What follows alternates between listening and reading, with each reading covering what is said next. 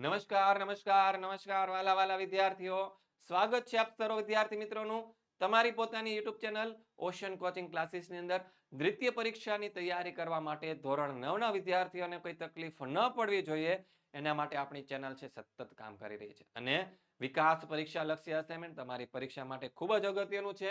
તો આજે વિકાસ પરીક્ષા લક્ષી અસાઇનમેન્ટ છે તેનું સોલ્યુશન લઈને હું હાજર થઈ ગયો છું. તો વિભાગ સી જેની અંદર ધોરણ 9 સામાજિક વિજ્ઞાન વિષયની અંદર વિભાગ સી અને ચેપ્ટર નંબર 15 છે તેનું આપણે આજે સોલ્યુશન જોવાના છીએ. તેની પહેલા સરસ મજાની તમારા માટે એક વાત કે વિકાસ પરીક્ષા લક્ષી અસાઇનમેન્ટ છે તેમાંથી જો તમે તૈયારી કરવા માંગતા હોય, આ બુકને ઘર બેઠા મેળવવા માંગતા હો તો છે તમારે એ ઓનલાઈન ઓર્ડર કરવા માટેની લિંક તમને નીચે ડિસ્ક્રિપ્શન બોક્સની અંદર આપવામાં આવેલી છે અને ઘર બેઠા તમે તેને મેળવવા માંગતા હોય તો કોન્ટેક્ટ નંબર આપેલો છે 7046222254. ચાલો પહેલો પ્રશ્ન જોઈએ આપણા આ ચેપ્ટરની અંદરથી કે સમજાવો જળ પરિવાહ અને જળ વિભાજક. તો કે ભારતની ભૂપૃષ્ઠ રચનાથી સ્પષ્ટ થાય છે કે પ્રારંભમાં એટલે કે શરૂઆતમાં કોઈ પર્વતીય પ્રદેશ હોય કે ડુંગરાળ પ્રદેશ હોય એમાંથી શું નીકળે છે? એક નદી નીકળે. પછી એના પ્રવાહ માર્ગમાં તેને બીજી નાની મોટી નદીઓ મળતી છે, એટલે કે જુદી જુદી દિશાએથી આવીને તેને મળે.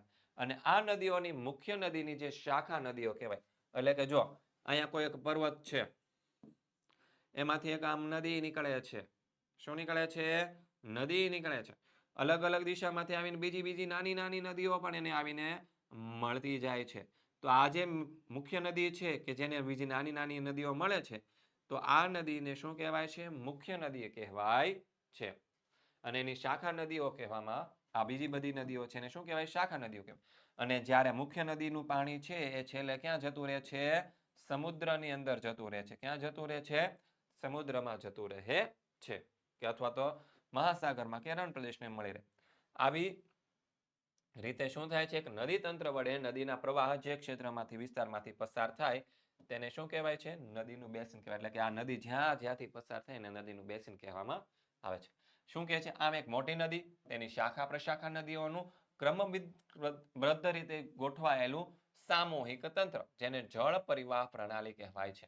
અને જળ પરિવાહમાં મુખ્ય નદી અને તેની શાખા નદીઓની ગોઠવણીની કેવી હોય છે? જુદા જુદા પ્રકારની હોય છે. બીજો સવાલ, તફાવત આપો હિમાલયની નદીઓ અને દ્વીપકલ્પીય નદીઓ. તો જો બહુ સિમ્પલ છે, 3 મુદ્દા યાદ રાખવાના બંનેના, 3 માર્ક્સ લઈ લેવાના. હિમાલયની નદીઓના બેસિન કેવા છે? મોટા છે. દ્વીપકલ્પીય નદીના બેસિન નાના છે. પછી આ નદી એટલે કે હિમાલયની નદીના ઉદ્ગમ સ્થાન કેવા હોવાથી? ઊંચા હોવાથી તે પર્વત સ્થાનોમાં કેવી રીતે વહે છે? તો કે વેગથી વહે છે. અને તેને પર્વતોમાં પુષ્કળ ઘસારો કરી શું બનાવેલી છે? ઊંડી ખીણો અને કોતરો બનાવ્યા છે. અને તે ઊંડી ખીણોમાં થઈને વહે છે. જ્યારે આ નદીના ઉદ્ગમ સ્થાન પ્રમાણમાં નીચા હોવાથી તેનો કેવો છે? વેગ કેવો છે? ઓછો છે.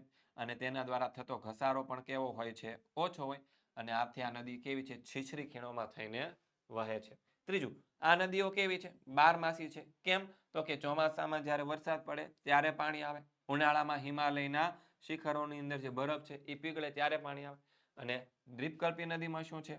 તો કે મોટા ભાગે હંગામી એટલે કે મોસમી નદીઓ છે. તેમાં માત્ર વરસાદનું જ પાણી આવે. તેથી મોટી નદીઓમાં પણ ઉનાળામાં છે પાણી કેવું થઈ જાય છે? ઘણું ઓછું થઈ જાય છે. બસ આ તફાવત હતો. ત્રીજો સવાલ કે નર્મદા બેસિન વિશે જણાવો.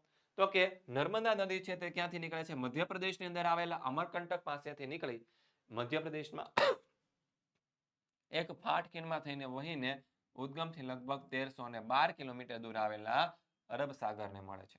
તેના પહોળા મુખમાં લાંબે સુધી દરિયાનું પાણી જાય છે. નર્મદાનું બેસિન છે એ 2 રાજ્યો પૂરતું સીમિત છે. કયા કયા? તો કે મધ્યપ્રદેશ અને ગુજરાત.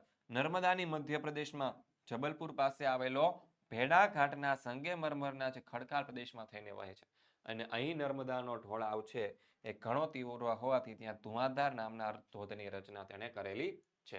નર્મદાની ઘણી બધી શાખા નદીઓ છે, પણ એમાંથી એક પણ નદી છે 200 કિલોમીટરથી વધારે લાંબી છે નહીં. મોટા ભાગની નદીઓ છે નર્મદાને કેવી રીતે મળે છે? કાટખૂણે મળે છે. નર્મદા અને તેની શાખા પ્રશાખાઓ મધ્યપ્રદેશમાં આયતાકાર જળ પ્રણાલી બનાવે છે. ત્યારબાદ ચોથો સવાલ કે ભારતના રેખાંકિત નકશામાં નીચેની વિગતો દર્શાવો. આ 5 નદીઓ દર્શાવવાની છે. જો મેં તમને એ દર્શાવેલી પણ છે. કઈ કઈ છે? પહેલી તો છે કૃષ્ણા નદી. બીજું છે તાપી નદી, નર્મદા નદી, મહી નદી અને કાવેરી નદી. તો સૌથી પહેલા જોઈએ કૃષ્ણા નદી. કયો આપણો છે આ? ઓકે, બ્લેક કલર જ છે. તો અહીંયા લખી નાખીએ આપણી આ છે કૃષ્ણા નદી. આ નદી કઈ છે? કૃષ્ણા નદી. પછી બીજું કઈ કીધું છે? આ નીચેવાળી નદી છે તાપી છે, આ નર્મદા નદી છે, આ જે છે એ મહી નદી છે. જો મહાનદી અહીંયા આવશે છત્તીસગઢમાંથી, આવી રીતે આમ કરીને આમ. આપણને પૂછી છે મહી નદી. ઓકે, અને આપણી છે આ કાવેરી નદી. ઓકે, ખ્યાલ આવી ગયો? આ પાંચે પાંચ નદીઓ છે મેં તમને દર્શાવી દીધેલી છે. વિદ્યાર્થી મિત્રો, સામાજિક વિજ્ઞાન વિષયના જો અપડેટ મેળવવા હોય તો આપણા વોટ્સઅપ ગ્રુપની અંદર તમારે જોઈન્ટ થઈ જવાનું છે. અને વોટ્સઅપ ગ્રુપમાં જોઈન્ટ થવા માટેની લિંક છે ડિસ્ક્રિપ્શનમાં આપેલી છે. અને આપણી આ જે ચેનલ છે એના વિશે વધારે માહિતી મેળવવી છે તો શું કરવાનું છે? તો કે શાંતિથી બેસવાનું છે. નહીં તો કે 70 46 22 22 54 આ નંબર પર તમે કોલ કરીને આપણી ચેનલ વિશે વધારે માહિતી મેળવી શકો છો. તો મળીએ છીએ આવા નેક્સ્ટ વિડીયોની અંદર. ત્યાં સુધી દરેક વિદ્યાર્થી મિત્રોને જય હિન્દ, જય ભારત, જય જય ગરવી ગુજરાત.